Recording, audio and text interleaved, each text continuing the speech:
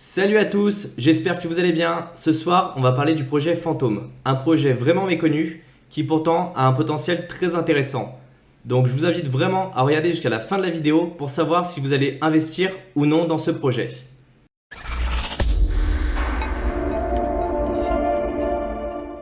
Alors si tu es nouveau sur cette chaîne YouTube, sache qu'on est une chaîne YouTube dédiée à l'investissement dans le monde des crypto-monnaies. Je t'invite à récupérer le petit guide que tu trouveras directement en lien dans la description. Il est offert et tu trouveras plein de bons conseils pour débuter dans le secteur des crypto-monnaies. Ce soir, on va parler du projet Fantôme. Alors le projet Fantôme, il a été créé assez récemment parce qu'il a été fondé en 2018. Il est apparu pour répondre à la problématique principale qui est la lenteur des autres blockchains et le manque d'évolutivité. On a pu le voir avec la blockchain Ethereum et la congestion que l'écosystème DeFi avait vraiment du mal à tourner. Et c'est pourquoi, en 2018, le fondateur Han Byung-Inc, alors je suis désolé si j'écorche son nom mais c'est quand même assez compliqué, qui a créé plusieurs sociétés à succès et qui est également présent à des postes prestigieux dans des associations de technologie en Corée du Sud, a souhaité créer le projet. Alors à cause des différentes régulations en Corée du Sud, il s'est associé à André Cronje. Alors c'est un nom qui doit peut-être vous parler parce que c'est le développeur principal du projet Yeon Finance et il est sud-africain. Il a implémenté majoritairement toute la technologie chez Fantôme en suivant les papiers de recherche de Han. Aujourd'hui, il est uniquement conseiller pour le projet, mais vous verrez qu'il a vraiment une influence majeure sur ce projet. Et ça va être un des risques qu'on va pouvoir soulever dans la conclusion. Alors, la Fantôme Foundation, c'est une société qui est enregistrée aux îles Caïmans qui va développer le projet Fantôme. Donc, c'est vraiment eux qui sont derrière le projet Fantôme. À la base, le projet Fantôme, il a été inventé pour créer des villes intelligentes. En gros, c'est un concurrent d'IOTA. Mais vous verrez qu'il a vite changé de secteur et qu'il s'est diversifié d'une autre manière. Aujourd'hui, il vise divers secteurs comme la finance décentralisée, la santé, la traçabilité supply chain pour les entreprises et bien sûr les CBDC. Et vous verrez qu'il a des partenariats qui sont assez intéressants dans ce sens-là. Alors comme tout bon projet, il faut faire un choix dans le trilemme de la blockchain. Lui, il a souhaité choisir la vitesse et la sécurité. Ce sont vraiment deux piliers majeurs dans l'écosystème Fantôme. Et pour ça, initialement, ils ont prévu d'avoir 300 000 transactions par seconde. Ça, c'est la théorie. On va s'apercevoir qu'aujourd'hui, ils sont plutôt à 4500 transactions par seconde. Donc on voit qu'il y a quand même un gap, mais 4500 transactions seconde, ça reste encore assez énorme. Et ils essaient d'évoluer au fur et à mesure. Alors aujourd'hui, ils ont des partenariats qui sont vraiment solides. Le premier partenariat qu'ils ont fait, c'était avec le gouvernement d'Afghanistan. Bon, ça a un petit peu bougé parce que le gouvernement a changé, mais à la base, ils avaient implémenté la technologie Fantôme pour pouvoir tracer les faux médicaments. Ensuite, on a eu le gouvernement du Tadjikistan qui, pour améliorer son infrastructure technologique, a fait le partenariat avec Fantôme. On a également le gouvernement de l'Ouzbékistan qui souhaitaient avoir une technologie blockchain et ils sont fait accompagner par Fantôme dans ce sens-là. On a une école privée au Pakistan également. En 2021, en janvier 2021, le projet Injective Protocol a souhaité avoir des actifs tokenisés synthétiques et pour ceux qui ne connaissent pas Injective Protocol, c'est un échange décentralisé. Et donc vous verrez comment Fantôme a pu justement leur apporter cette nouveauté. Depuis février 2021, Ledger supporte ce projet-là. Donc c'est-à-dire que vous pouvez supporter nativement des fantômes directement dans votre Ledger Wallet.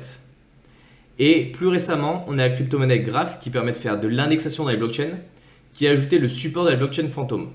Donc on s'aperçoit que c'est vraiment un écosystème qui est en pleine expansion et qui commence à avoir des partenariats avec des acteurs qui sont très intéressants.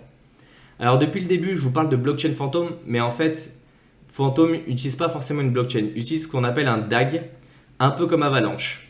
Ce sont des graphes qui vont permettre d'optimiser les performances pour la transmission d'informations. Ça a des avantages, ça a des inconvénients, mais aujourd'hui ça permet d'avoir une scalabilité qui est plus importante qu'une blockchain standard comme on peut avoir avec Bitcoin ou Ethereum. Ils ont choisi comme consensus pour valider les transactions un consensus qui s'appelle l'Akesis. Alors c'est une tolérance aux fautes byzantines asynchrones, donc c'est un nom qui est assez barbare, ça s'appelle ABFT.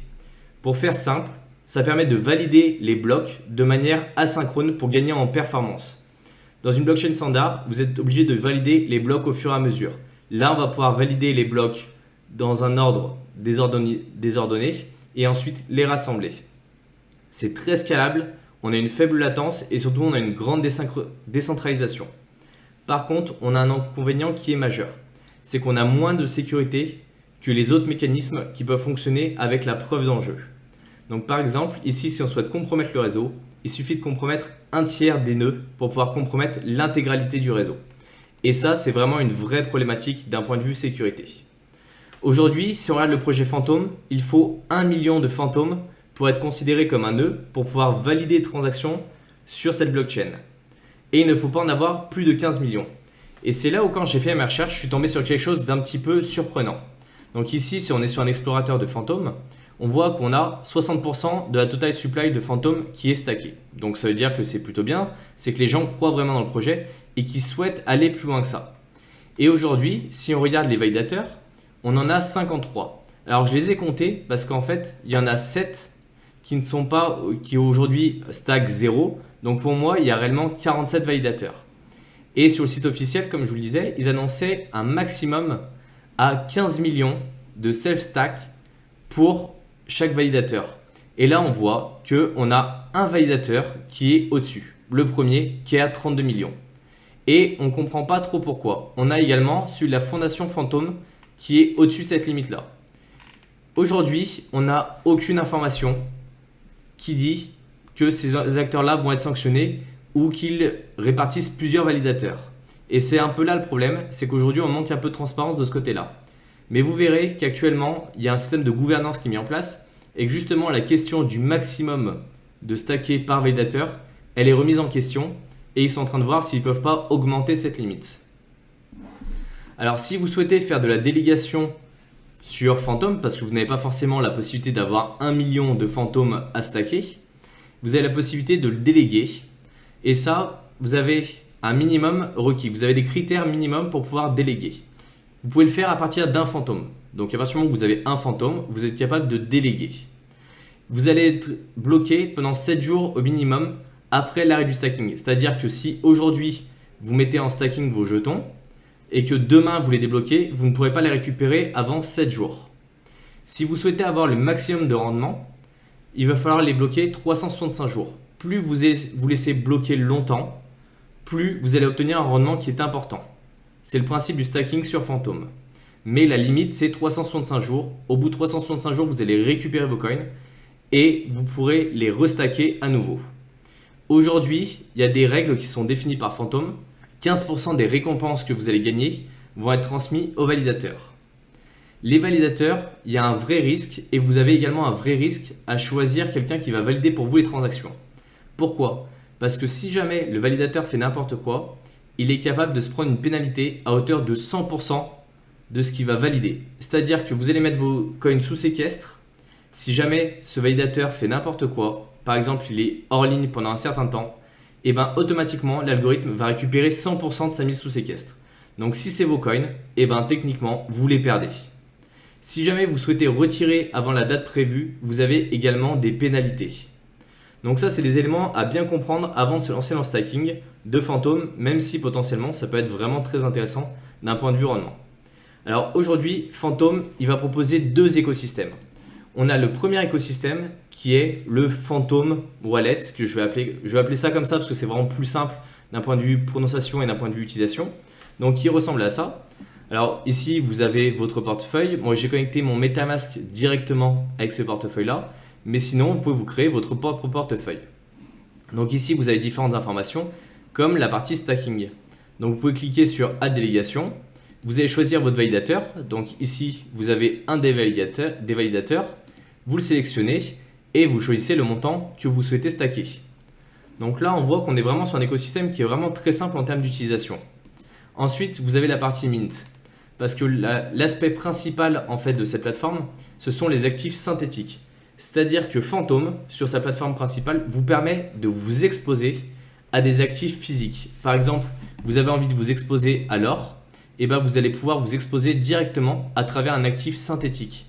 C'est-à-dire que vous allez minter ces assets et du coup, si le cours de l'argent augmente, et ben vous allez avoir des gains. Si le cours de l'argent descend, vous allez avoir des pertes.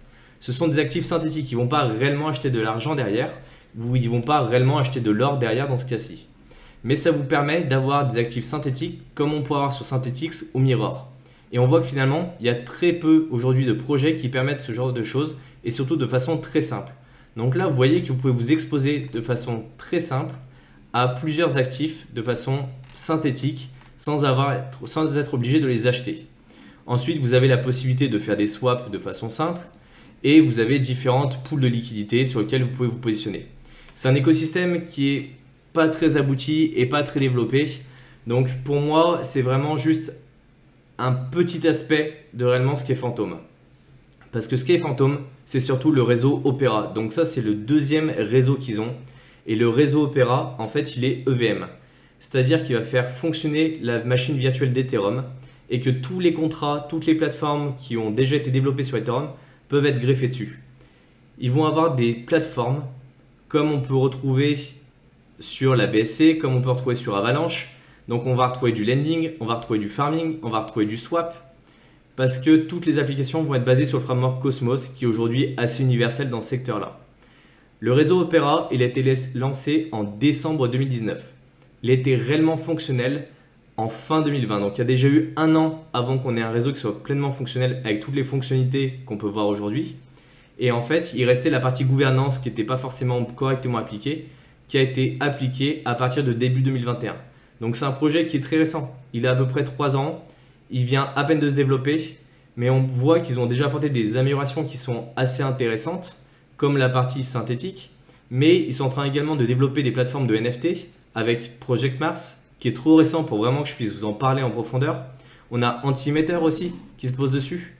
Je vais vous faire une vidéo complète sur l'écosystème justement Opera Fantom avec le farming, comment est-ce qu'on peut avoir des rendements dessus, quelles sont les vraies plateformes à utiliser, quelles sont les plateformes spécifiques, quelles sont les plateformes qui ont été portées. Donc on verra vraiment ça en détail.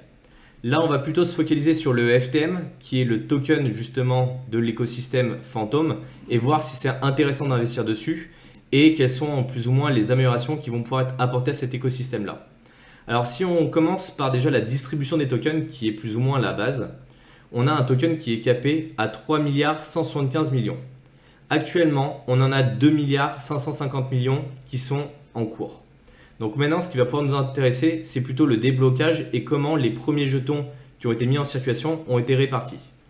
On a une répartition qui est finalement plutôt assez saine parce qu'on voit que 40% a été vendu lors de l'ICO à du public ou à du privé. On a 15%, ce qui est un petit peu haut, qui a été attribué aux conseillers.